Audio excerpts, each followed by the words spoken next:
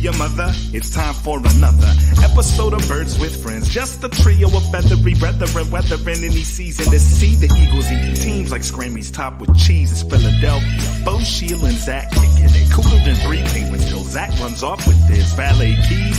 He's a real nuanced goose. Pull up a branch, get loose. It's time for some juice on some Birds with Friends. The early bird gets the worm, but prefers getting turned like a turn on some Birds with Friends. Bo, Sheil, and Zach coming at you with sets and things flapping their wings on. They can be like bathing suits. What they, what... Finish it up. Sometimes you gotta take them off. What the hell? What they show is revealing, but what they conceal is vital, right? So... Hell. You're mute. Bo, we can't hear you. Okay, you're on mute. You're on mute, Bo. You're on mute. You're on mute. Mute, Bo. Hello, everybody. Sheil Kapadi here with Zach Berman. Bo is on mute right now. Joe's on mute. He thinks that his mic is not working. No, it's the mic. Yes. It's the mic. Can you hear me? Now we can hear you great. Okay, well, this is not going to last for very long, but hello, everybody, and welcome to a very exciting edition of Birds with Friends after a monumental day one of the draft for the Philadelphia Eagles. We will talk about it all. We will talk about the selection of Jordan Davis, the mammoth Georgia defensive tackle who we have talked about throughout this draft process as like the main player linked to the Eagles. They did follow through and trade up 2 spots to select him, but the blockbuster that we did not see coming, A.J. Brown, the Titans' superstar receiver, makes his way to the Eagles in exchange for a first-round pick and a third-round pick. We'll talk about it all. We've got Sheil to give some national perspective. We've got Zach to give the local perspective. And Zach, I think it's easy to draw a direct line. The whole process that led to this big night for the Philadelphia Eagles began last June when Howie Roseman sat down for an interview with his former GM compatriot, what's his name, Thomas Dimitrov, and that's really how this all began. Yeah, it's okay. Yes, there's a podcast coming out tomorrow where Howie is being interviewed by Thomas Dimitrov, but the big story is what happened tonight for the Eagles. This is sorry. Were you continuing? I don't know. I didn't want you to pitch it back to Bo. Otherwise, it is. It's 12:55 in the morning. We've got this is a big show. We've got a lot of BWF casuals in this episode, so we want to be on our best behavior. So I won't go too far into it. But a huge night. Sheil, go ahead. Well, this is a great night for Eagles fans, and we can get into the discussion and the analysis and the specifics of these moves. But I think something that I often forget, and sometimes I remind myself. I always talk about how you want to be entertained and have fun following the team that you follow. It's not about just winning a title. But then we go a whole offseason, and I'm saying, listen, unless you have a quarterback, all those things, nothing really matters. But man, from an entertainment fun perspective. I mean, I've talked about the armpit test. I thought Nick Sirianni in his post-game press conference was going to break out the armpit test. He said, get off the bus. We look better getting off the bus now with A.J. Brown and Jordan Davis. And man, that is so true. I mean, A.J. Brown, this guy. But nobody's waiting to watch you get off the bus anymore. This isn't a high school game. Well, he should have gone with armpit test. He should have said, I agree. He should have gone with the armpit test. When we face the Giants and Wink Martindale, his pits are going to be a sweaty mess on that Tuesday night. Yes. Whether he's using Mitchum, whether he's using Dove for women, whether he's using Secret Solid, it doesn't matter. Those pits are going to be sweating because, I mean, I have to tell you, A.J. Brown is like one of the most fun players in the NFL to have on your team. I mean, this is a guy who if your offense has gone 3 and out 4 times in a row, you can throw a screen to him and he can just, as Marshawn Lynch would say, run through an MFer's face and reel off a 45-yard play and get the crowd going and get his teammates going. He's that kind of, spark plug of a player. And so, that just from a fun entertainment perspective is a huge win for Eagles fans. So that's kind of my big picture takeaway is, man, this team just got so much more fun to watch, not only in 2022, but really for the next 3-4 years with A.J. Brown. Well, that's why I'm so happy to have your national perspective because, Zach and I are so insularly focused on the Philadelphia Eagles. The last I remember of A.J. Brown was loving him out of the draft and disagreeing with you about that. So I'm glad to hear that things have gone well for him in the NFL. Did you love What was your ranking? Did you like? You definitely liked him more than me. Oh, I loved him. Yeah, he was my favorite guy, I think. But yeah, go ahead, Zach. That's true.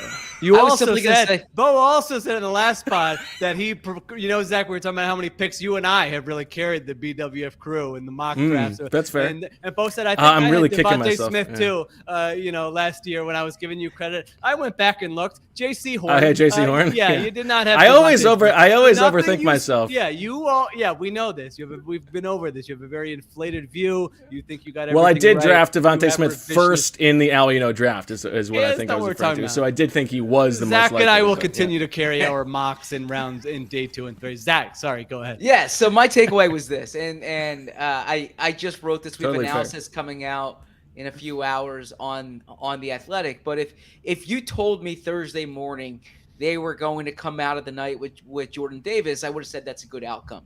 If you told me that they would come out of the night with Jordan Davis and A.J. Brown and still preserve their second-round pick, I would say and their first third-round pick. Yeah, I would say that's probably too ambitious, but that's a great outcome.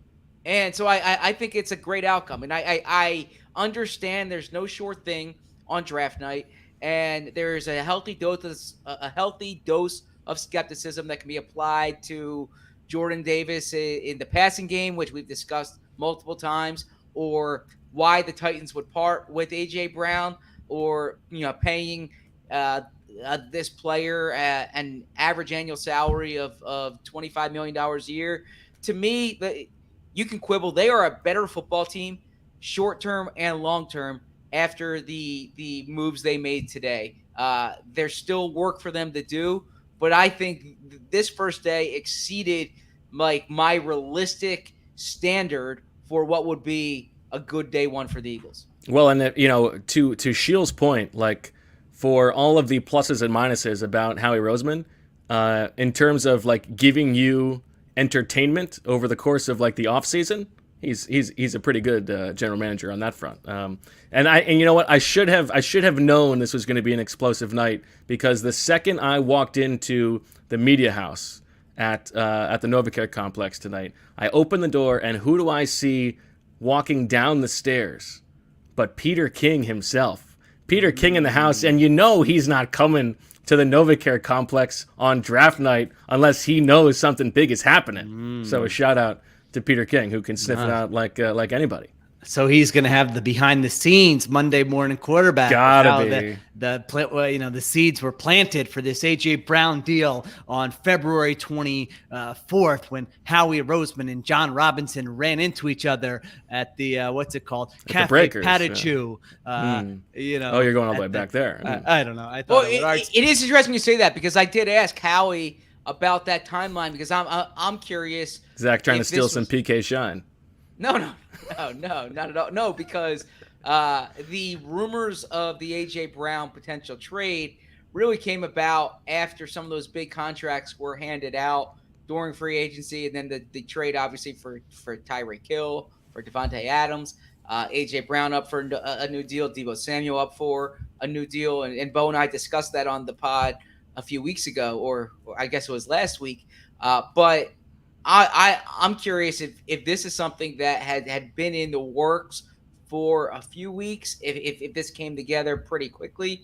And what's interesting is Howie said that, and this was to a different question, that the trade was not contingent upon wide receivers going or who was on the board. It was contingent upon the contract. So once they were able to lock down the details of the contract, which he said was done at about pick number 15 was on the clock. Yes. So they were working through that all in real time tonight, which is interesting. I just pick number 15. That's when they finalized the contract. Yeah, yes. That's what he said. I have a hard time believing. Well, I have a hard time believing that too, and it's a reminder that what is so great about the draft and also the free agency is that it's the only time when the team is telling the truth. Think about the things they have told us this offseason. They have made fun of us for being obsessed with wide receivers. Like, oh, Philadelphia is so wide receiver crazy. What's up with that? Like, we're fine. The way that this offense is going to expand in the passing game next year is we're going to get more targets for Devontae Smith. We're going to get more targets for Dallas Goedert. We're going to get more targets for Quez Watkins. We are good at receiver. We like where we are. And they say, oh, you know, we don't really want to use a first-round pick on a guy who's blocked. We don't want to sign guys who are going to block players. And then what do? They draft a defensive tackle who's going to start as like the third or fourth defensive tackle, their most stacked short-term position. And then all offseason, they try to trade for Calvin Ridley. They try to sign Christian Kirk. They try to sign Allen Robinson. They are involved in some other potential discussions, and then they end up trading for A.J. Brown. So it's a good reminder that, like, don't think that they're ever telling the truth publicly, and just follow what they're doing. And it's nice to get the 1 or 2 times a year when we get to find out what they really think about the roster and about their team building philosophies. Yeah, I think we called them out for the nonsense about the targets or whatever. Yeah, of course, but it's still Florida, like so, yeah. Don't spit in my face and tell me it's raining. A.J. Brown. Last 3 years, 17th in total receiving yards. The efficiency stats are even better. 4th in yards per route run. 4th in yak per reception. I think this is different than the Tyreek Hill and Devontae Adams trades. Devontae Adams, I think, is 29 years old. It's crazy. Tyreek Hill is older and obviously has off-field stuff that you have to be worried about with him. I mean, A.J. Brown, I'm really confused. Now, this is one where we should say, all right, the team trading him maybe knows more than you do. I am thoroughly confused about why the Titans would not just sign A.J. Brown to this deal. I mean, this is a guy you drafted. He's a core player for you. He has performed. This is not an unreasonable contract from the team perspective. 4 years, $100 million.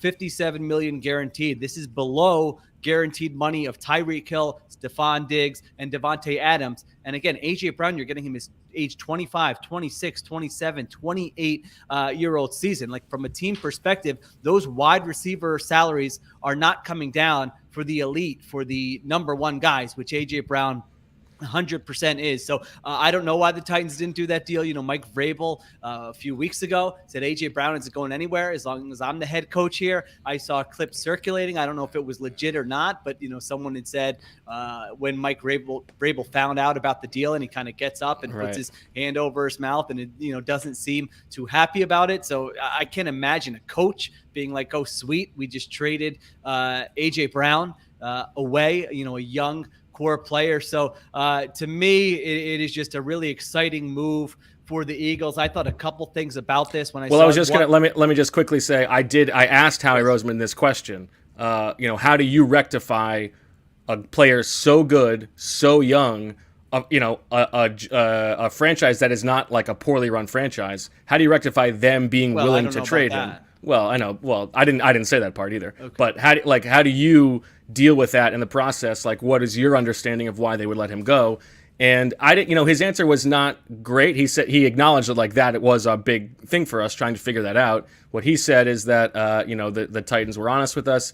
We've got all this capital that they sort of want to get involved in, and when you're paying a quarterback, a veteran quarterback, you have less cap room to maneuver, and that's part of the problem with them from a cap perspective, while we have a rookie quarterback, so we have a little bit more room to maneuver. I don't think that that's a good enough answer. I'm sure that they have better answers than that internally, but that is the huge question here, because as you say, he's younger than those other guys, and the price paid is not so bad. Yeah, I mean, they have one more year of Ryan Tannehill, and then they can get out of that deal. They just paid Harold Landry $17.5 million per year. Last offseason, they paid Bud Dupree $15 million a year. I mean, you knew how good A.J. Brown was at that time. I would disagree that, I do think they're kind of a poorly run, under the radar franchise who have made a bunch of bad decisions over the last few years. But, maybe if there is something, we'll find out, but we don't have to worry about it right now. I think my bottom lines with and you guys could tell me what you think about this with the Brown move. I mean, one is, I did think as soon as they got him that, like, all right, you're getting some people who opposing teams have to worry about when you have A.J. Brown. Number two, I remember it wasn't long ago, probably this time last year, we were saying this team just lacks young talent across the board. And you look at what's happened since then. Jordan Mailata has developed into a above average starting left tackle. You had Josh Sweat develop into a player that you wanted to pay. Now Hassan Reddick's a little bit older, but still a younger player there that you signed. And now A.J. Brown at 25 years old. So, and Devontae Smith emerges. You didn't. Right. We thought we knew what they had with him, but you didn't know for sure. So that also stuck out to me. And then the other thing, I'm thinking is that the Eagles wanted to make this a more attractive destination to whichever quarterbacks 100%. might become available. And just with the snap of the fingers, I think this really does do that. I mean, if you rewound to a couple months ago and they had A.J. Brown on the roster, this might be looking like a completely different offseason. I mean, A.J. Brown, Devontae Smith, Dallas Goedert, a good offensive line. Now there are a lot of pieces in place, and specifically if if you hit on some picks here in the rest of this draft and you're looking ahead, I know people don't want me to look ahead to next off season already. It's going to be a more fun season, like we said, but you have that plan where you're going to get a great evaluation on Jalen Hurts. He's got pieces around him. There really are no excuses for him not to make the leap. You'll get a great evaluation on him, and if he's not the guy, come next off season, like you guys mentioned, you still have the 2 first-round picks in 2023. You still have pieces to maneuver there, where I do think this becomes kind of a different destination than it was 24 hours ago. That was my first reaction. Go ahead, Zach. I was going to say, to your point, Howie Roseman told this anecdote of Nick Sirianni, of when they sat down and watched the film, and Nick Sirianni sees a play or two, and he says, "Yeah, I'm good."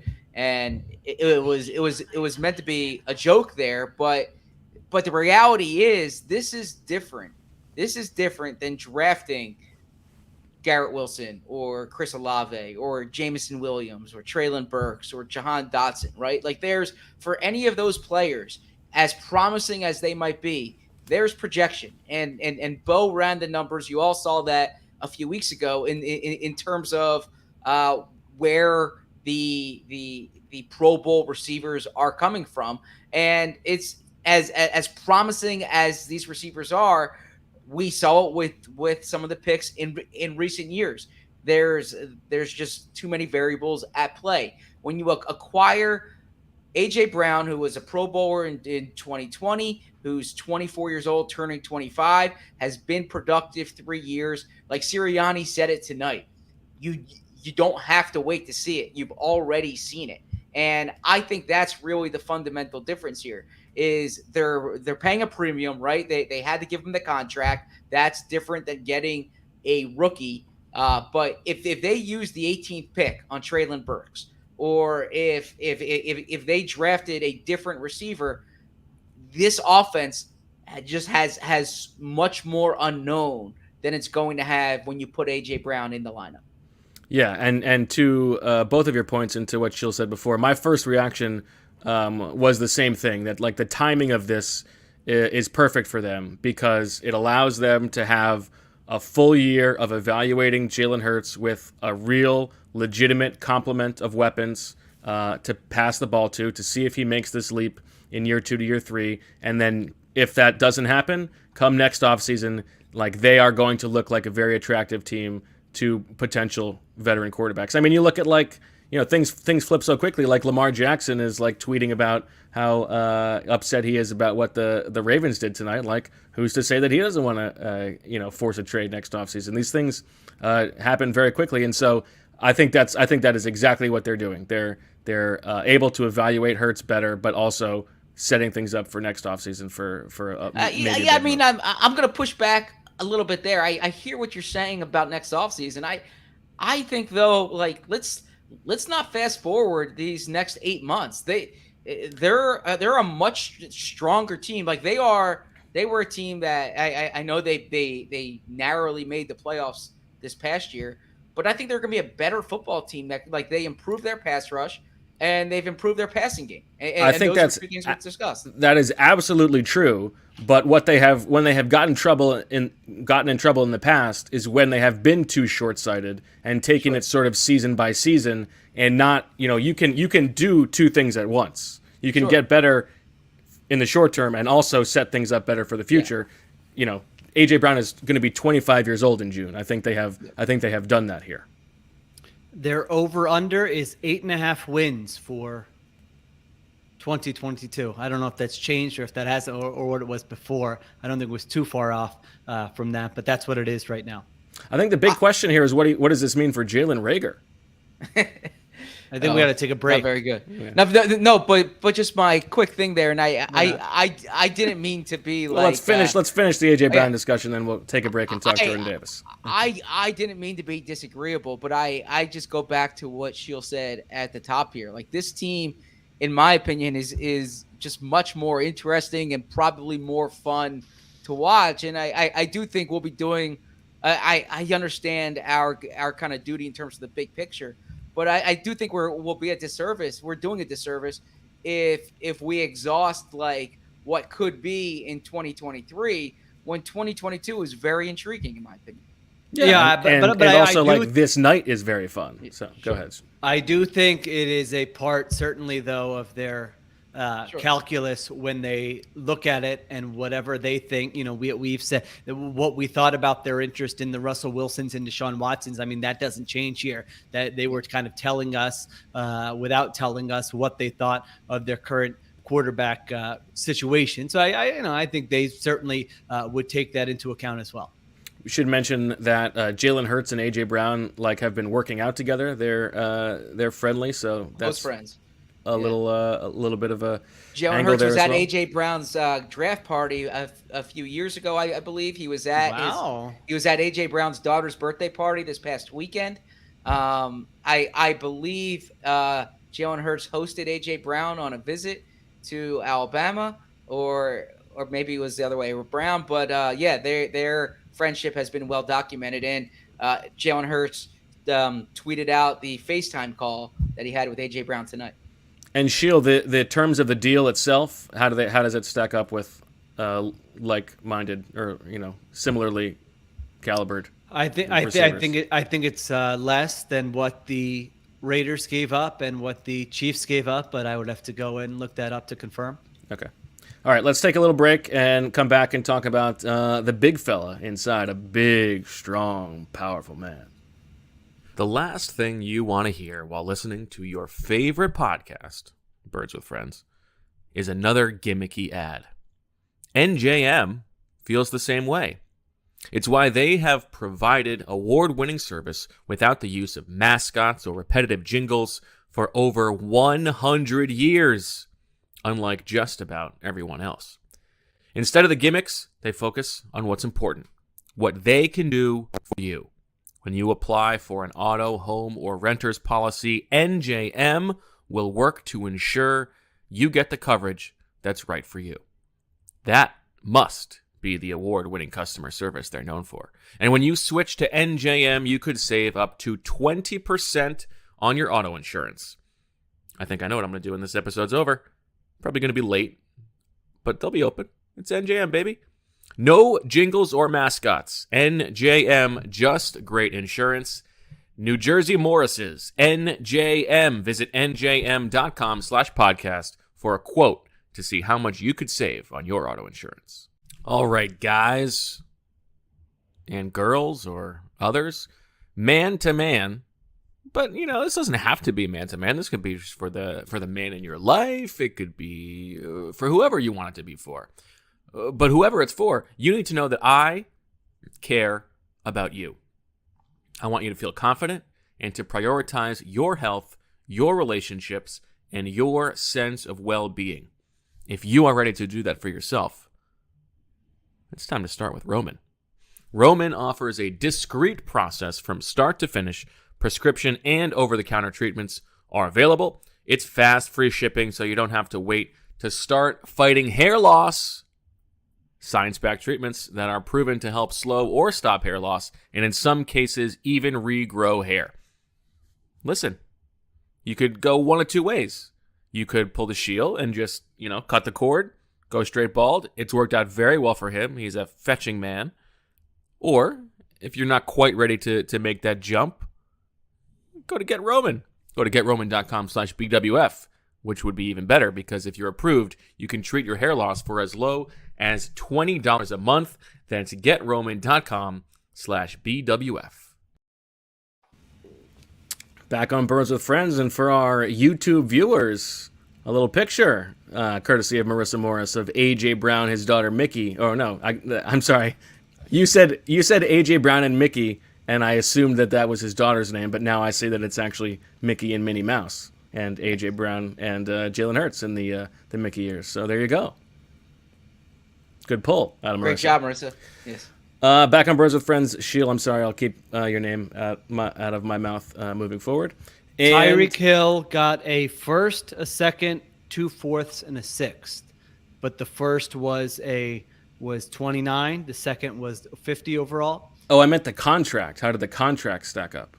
Oh, yeah, I thought I already said that. Oh, you did say that, okay. Yeah, I mean, it's in the same ballpark. Tyreek Hill got 25 a year. A 3-year extension. So this is also 25 a year, but the guaranteed money is less than Tyreek Hill, Devontae Adams, and Stephon Diggs, and I think 2 other wide receivers who signed deals like last offseason. Sheil, real quick question for you. Same offers on the table for Deebo Samuel. Which one would you rather have, A.J. Brown or Deebo Samuel? Well, I mean, Bo has told us Deebo Samuel is nothing without Kyle Shit. No, I think... Sheesh, that is very close. I feel like that would take me. I would need like a couple hours to actually do the reason. I would almost think it's a toss up. I feel like I feel like my head is leaning AJ Brown, but that could just be recency bias. I think they're both similar physical players who can just change the game at any point. Now, A.J. Brown has missed a few games. He has games, had some slight nagging injuries, so that's a part of the calculus here too. But yeah, my instinct is I would prefer A.J. Brown. All right, let's talk through how the draft played out. Because before they made the A.J. Brown deal, lots of other things happened. And so, we had our expectations that the Eagles were thinking of moving up, whether that was going to be a big move up or a short move up. And the way that the beginning of the draft played out was not what they might have hoped for if they were trying to trade up. And that was because Derek Stingley goes off the board at 3, Ahmad Gardner goes off the board at 4, and Kayvon Thibodeau goes off the board at 5. So those 3 potential big move-up targets are all gone. And then it gets to about number 10, and there are like 5 guys left and 5 picks before they can go. And you figure that if they stay, that they just need one person from outside those 5 to be able to come off the board in order for them to sit and pick. And it goes Garrett Wilson, and then the Saints trade up for Chris Olave, who would not have been a part of those 5. I'm sorry for making you yawn, Sheil. It is 1:20 in the morning. And then Jameson Williams goes, and then the Eagles move up for Jordan Davis. Now, every expectation that they would have thought that the Ravens wanted Jordan Davis. Zach just left. Zach just leaves. And they take Kyle Hamilton. So, I think this is, we talked about Sheil that Jordan Davis is probably a guy that Howie Roseman would like. We know he wants to build through the trenches. I actually thought that Jordan Davis might go sooner, and so that's why they wouldn't pick him. But how do you feel about Davis over Kyle Hamilton if those were the 2 guys at the top of the draft board? Well, I was looking at our pre-draft rankings here. And so I don't, we can't be hypocrites. We've got to look at what we had then and whether our opinions changed or whether we're recency bias or what. But, we did this exercise April 19th, and we ranked our guys. I had Kyle Hamilton among the day 1 group number 2 overall. Zach had him number 1 overall. And you had him number 3 overall. Now, you were the most interesting one because you had Jordan Davis number 4. So you had it almost as a toss-up between those 2 guys. So if you want to go ahead and say, Davis over Kyle Hamilton is a home run, no doubt about it, you can do that because you had him right there. I had a pretty big distinction here. I had, like I said, I had Hamilton 2, and I had Davis number 7 in the group. And Zach had 1 for Hamilton and 6 for Davis. So I'm just going to stick with that. I don't want to be a victim of talking myself into it. I guess I will just stick with what I thought before. and say that I had Kyle Hamilton ranked higher. I mean, this will be a clip that you are welcome to play if Kyle Hamilton's out of the league in 3 years and Jordan Davis is like Aaron Donald. A combination of who? Aaron Donald and Michael Brockers or something? Don Terry Poe, Vince Wilfork? I don't know. But I don't know. That's how I saw it. I mean, I'm a little bit torn on the Davis pick. I still think in terms of the fun factor, it's right up there because this is a big, strong, powerful man now, Jordan Davis. And so I think he's got a good personality. He's going to be fun to watch. But Bo, you did the work. I mean, the likelihood that he emerges as a really impactful pass rusher is, I don't know, do you have a percentage on it? It's unlikely. It's very under unlikely. 50%. It's very unlikely, yeah. Okay, under 25%? Yeah, I would say so. Okay, under 25%. And so I don't want to be, hypocritical if I'm going to implement my 2-minute rule, which I've used all offseason, and say all these games are just, 45% of games are decided by 7 points or fewer. Then if it's the final 2 minutes against the Dallas Cowboys for the division and they're driving and Jordan Davis is not getting after the quarterback, then it's not going to be a great pick. Now, you watch him and you just convince yourself, I can see it. The traits are there. He can develop into a pass rusher, but the history there that Bo mentioned is good. And also, it is meaningful looking at what the Georgia coaches did with him and the fact that he only played 25 snaps per game. So I don't have an issue with the pick. I don't mean to come across and sound like I'm slamming it, but Zach, I was just going through our rankings and saying, we both had Kyle Hamilton significantly ahead of Jordan Davis. And so I think his upside is huge, but I think the question marks continue to be fair. Yeah, no, I think that's reasonable. And I had Hamilton as my number one player in that exercise. And, if I was looking at it, I thought Kyle Hamilton might have been the best player in this draft, and he was on the board there. Now, if I kind of remove my, I guess my preferences and view it from the Eagles' perspective, they're always going to value a defensive lineman over a safety, right? That's an organizational approach. So I get that. And this is a long-term need, right? We've talked about Fletcher Cox being on a 1-year deal with Javon Hargrave, he's entering the final year of his contract. And Jordan Davis can have a day one role for you, and he can grow into a bigger role. There is projection, and I've written this and I've said this. If he had pass rushing, if he's proven himself as a pass rusher, he would have been the number one pick in the draft, because at 6'6", 340, 350, to run and jump and have the spider chart that he has, if he showed that he could get to the quarterback, he'd be like a once in a generation prospect. So there is projection there, but I think there are tools to develop. I think very highly of Kyle Hamilton. I trust the Ravens front office. I think Kyle Hamilton's going to be a really good player there, but I have no issue with them taking Jordan Davis. Like I don't think this is taking Jalen Reagor over Justin Jefferson. No offense, Sheil. I mean, this is them taking a player that I thought. Look at you going out of your way to take a shot. It's good. This is why I like a 125. Marissa, can you play the Super Bowl clip of me? The Brandon Graham one for me. I think the Ravens thing is now you'll make fun of me for being a Ravens crony or whatever, but I do think that is meaningful. That it's not like Kyle Hamilton lasted until 26 or 27, and no team liked this guy. I mean, they took him a pick after the Eagles took Jordan Davis. So say Houston took Kenyon Green at the pick that the Eagles traded for. Would Baltimore have taken Jordan Davis or Kyle Hamilton? It's a good question. I mean, I'm more curious. Jordan Davis.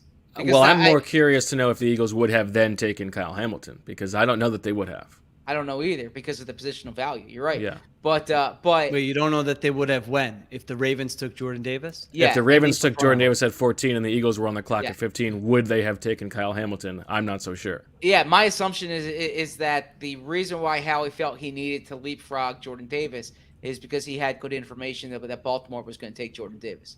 And just for the record, what the Eagles gave up to move up those two spots, they gave up a fourth-round pick, number 124 overall, and two of their 3 fifth-round picks, 162 and 166. That leaves them right now with just 4 picks for the rest of the draft. Their second rounder, their third rounder, their fifth rounder, and their seventh rounder. My expectation is they will try to pick up some draft volume tomorrow or on day 3. To your point on Jordan Davis, we had this long discussion, and maybe we should link out to that episode that had that long Jordan Davis discussion. But just to hit some of the highlights there to what you referred to, Sheil, all of the All-Pro and Pro Bowl defensive tackles over the past 10 seasons. Jordan Davis's most sacks in a season in college, 2. He had 7 total sacks, played 4 seasons, and never had more than 2 sacks in a year. The only guys who went on to Pro Bowl or All-Pro careers in the NFL who had fewer than 4 sacks in a season as their best season, you go Damon Harrison, who was undrafted and played in a NAIA league, so that's a different situation. You have Chris Jones, who had 3, but he was an underclassman, left after 3 years. You have Kyle Williams, who was a 5th-round pick from the Bills. You have Haloti Ngata, who was also an underclassman and had 3 sacks. You have Grady Jarrett, who was a 5th-round pick, and you have Dontari Poe, who was an underclassman, had 2 sacks, and didn't really turn into a pass rusher in the NFL either. So it is an unlikely event that Jordan Davis is going to turn into some stud pass rusher. But I think the Eagles, in using this pick, have to know that they're fine with him not being a dominant pass rusher and just sort of changing the face of what they can do on defense. And I think a big part of this is as much as we hem and haw about overfitting to the defense for a guy who might be a head coach next offseason, that they want to play more odd fronts. They want to be able to be a little bit more multiple up front, which they tried to do at the beginning of last season and couldn't really follow through on. And I think Jordan Davis will theoretically, in their minds at least, allow them to do that. He's got to be pretty dominant doing that if that's going to be the case. Right. I mean, so it really depends how much stock you put into the idea that he was playing a specific role in that Georgia defense, and he was doing what he was coached to do, and that the reason why they were the best defense in college football and the best team in college football was because he was playing for the other 10 guys on the field, right? And that if you put him in a different scheme, it's a different player. The comp that I've heard frequently has been Albert Haynesworth when Haynesworth was in Tennessee, right? And I think Daniel Jeremiah talked about it tonight. The Albert Haynesworth who got himself a $100 million contract in Washington. If you go farther back, they're going to rehire Jim Washburn. Yeah, true. You can see John Henderson when he was with the Jags, comparable player. Now, John Henderson had a prolific, pass rush production when he was at Tennessee, but that type of size. Even if you look at Georgia, I mean, Richard Seymour, when he's going into the Hall of Fame this year, never was a double-digit sack player in the NFL. But I was listening 2 Saturdays ago to Ross Tucker on the Glenn Macnow show. It's like Tell Me Your Story. And he was saying that Richard Seymour was the best player that he ever faced. So what? How do you have time? I mean, you could have mentioned. I didn't know what was going to come out of your mouth. I was listening 2 Saturdays ago. I'm like, all right, what the hell is this going to be? Some random. Are we allowed to tell the story of your listening experience today? There's no story to tell. There's definitely no story to tell. It's just. Really? Yeah, there's no story to tell. That's interesting. I didn't realize we're live. Well, that's why I'm asking permission. I'm asking permission, but I think there is a story to tell. But that's okay. That's okay. Maybe a different time. Let's focus on Jordan Davis here. My point is that, and when I asked around about this leading up to the draft, I kept hearing this. He was playing a role in the Georgia defense, so there is projection there, right? But similar to, I hate to make this comparison, but, when Calvin Johnson played at Georgia Tech, right, they played a certain way, right? And you're curious if Johnson catching a stray. Yeah. Was it him? I don't even know. It's Reggie Ball, as I think, is actually catching the stray.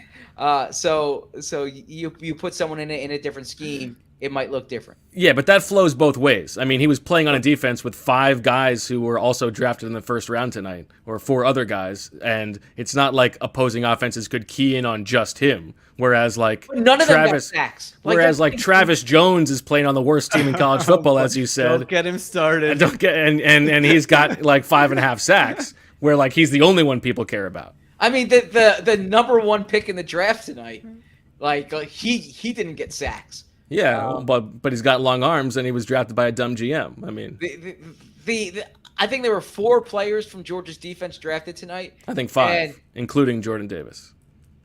5, okay. Right? Oh yeah, Lewis Yes. and yeah, and none of them were like in the top 3 or 4 in sacks at Georgia last year. What does Zach have to do if Travis Jones has more sacks than Jordan Davis next year? We got to come up with something. Yeah. there. Well, no. You have to walk to Stores, Connecticut, and attend a football and be like their honorary captain. You have to do a Jim Mora. You have to do a Jim Mora story. Sure, I've attended a UConn football game before.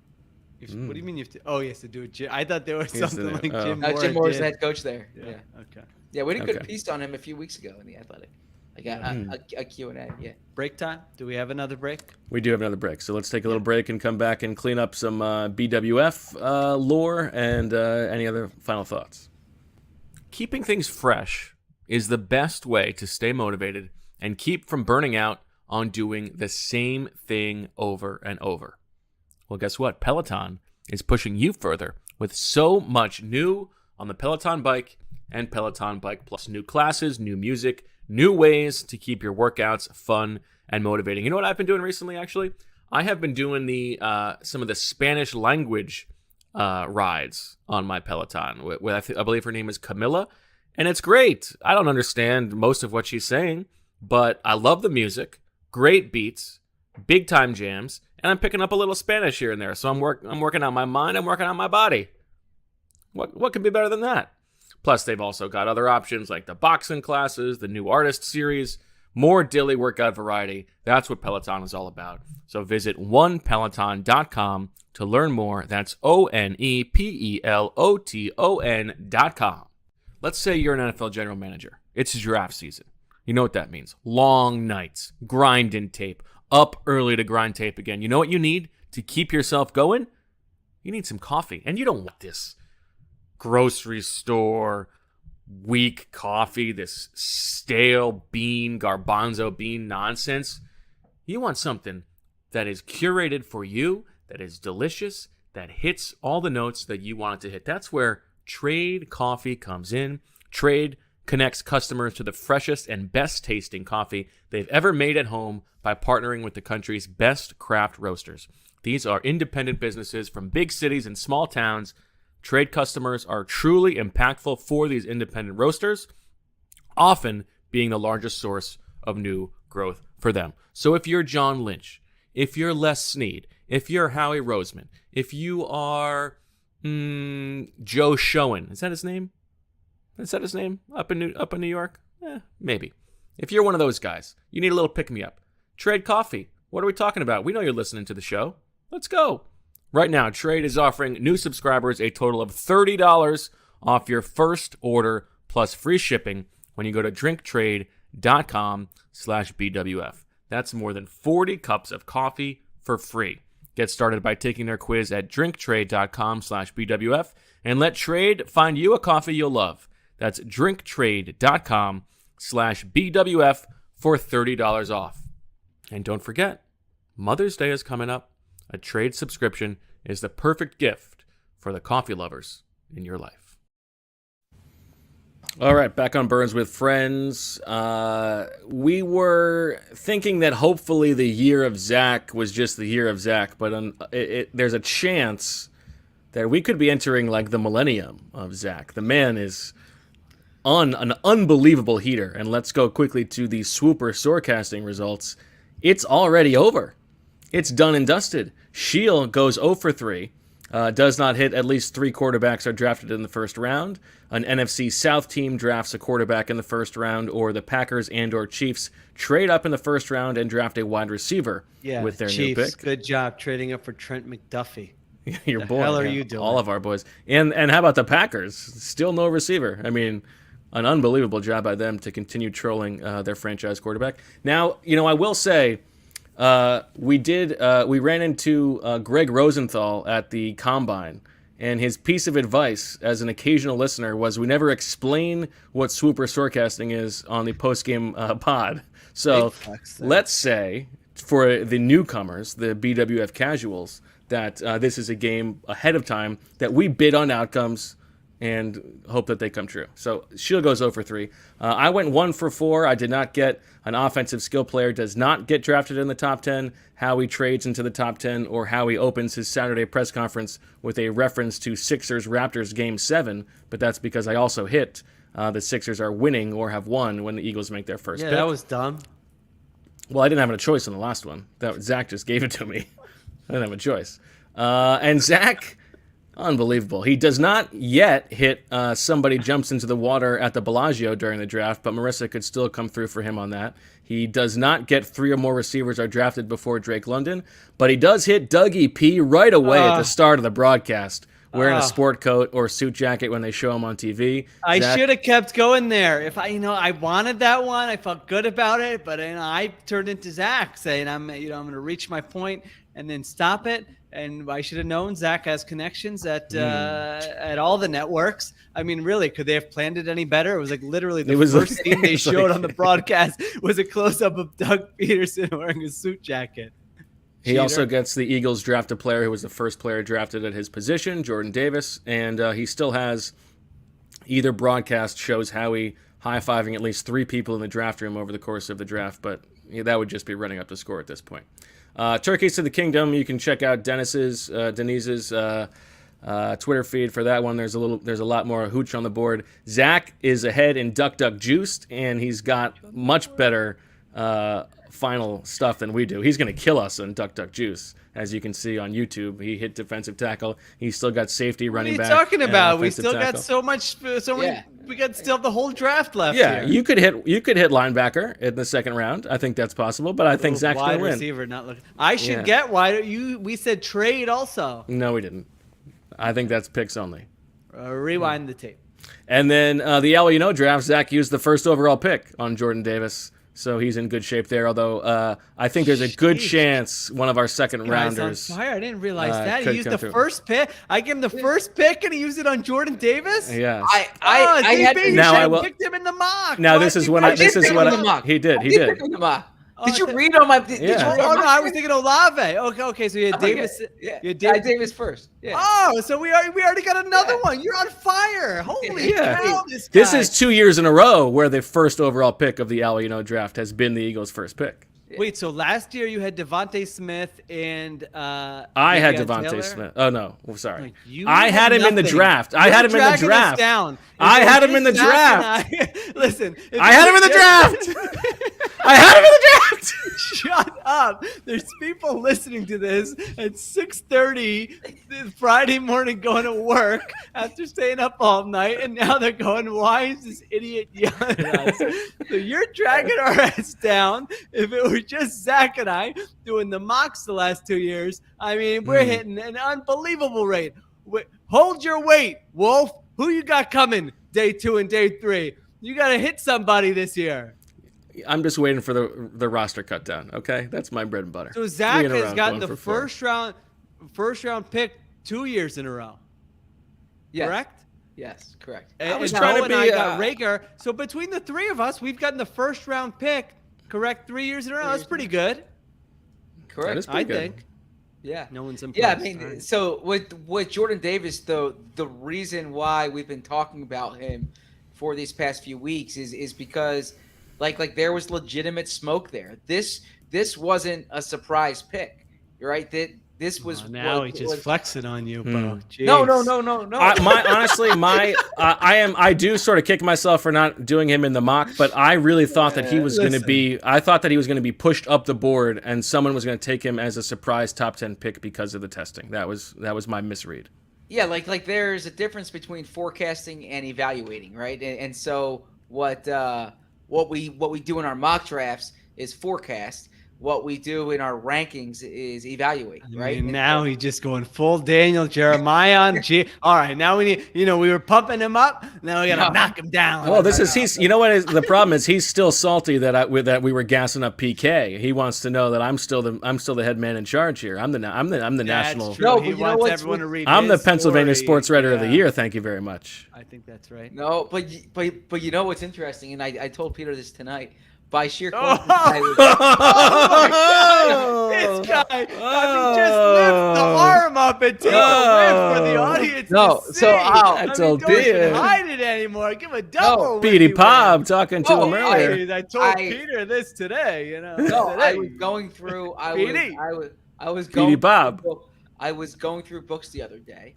Okay, and I read a few a few chapters in this book, and I told. For the audio listeners, you are holding up that you just grabbed from behind you Peter King's Monday Morning Quarterback book. Yes, exactly. And I read a few passages in it, toward the end he has like excerpts of times he was with different players throughout.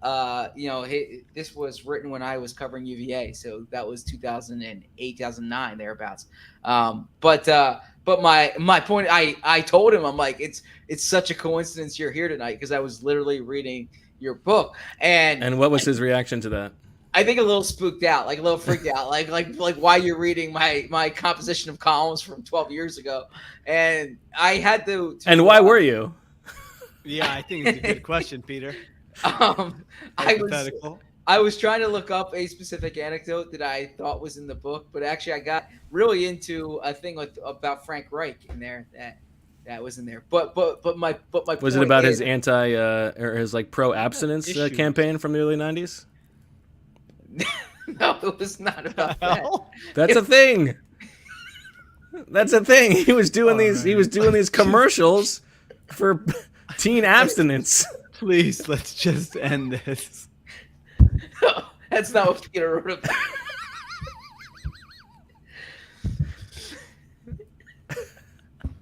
It's true. So no, but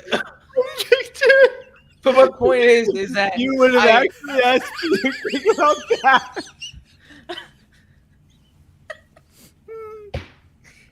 I had to.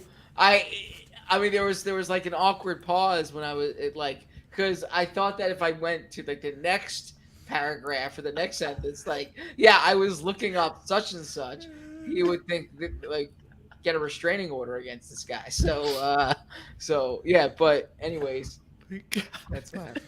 I know that I'm known for coming from behind, but.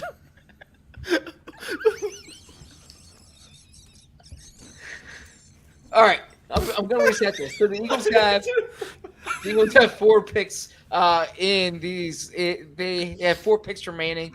Our guess is that they make some changes here, some trade backs. They have veterans like Andre Dillard and Jalen Reagor who they could potentially trade, but the way they can get the most capital would be trading back from that second round pick. So they're on the board at 51.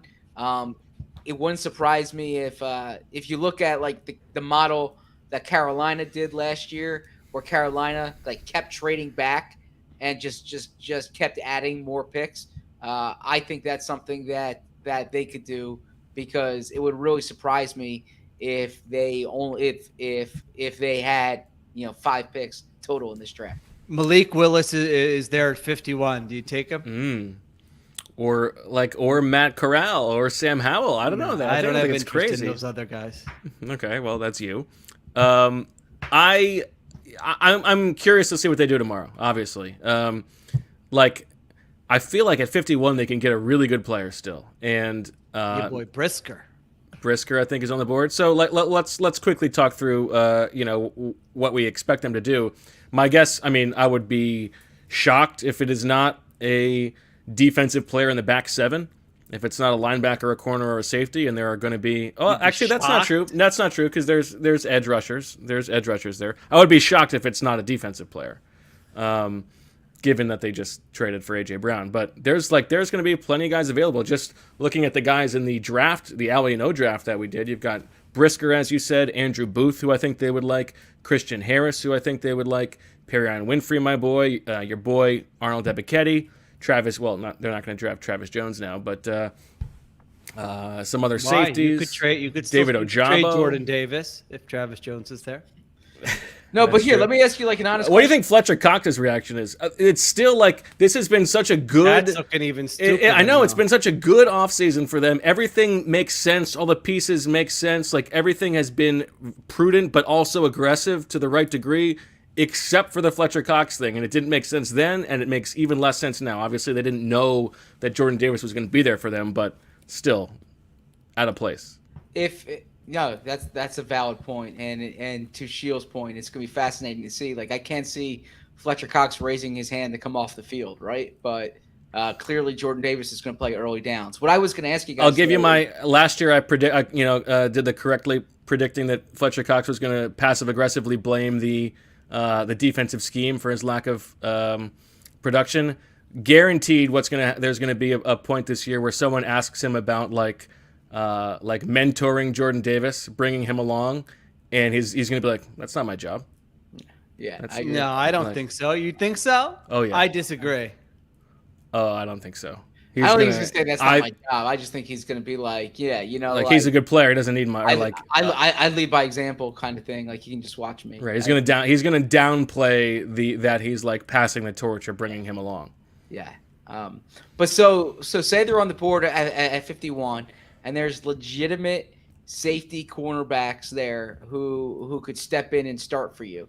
But you have a compelling offer to trade back, let's say 15 spots, and add picks that you want or a pick that you want. What do? Do you take the player, or do you go based on Sheil's draft rules and add the volume that you don't have right now?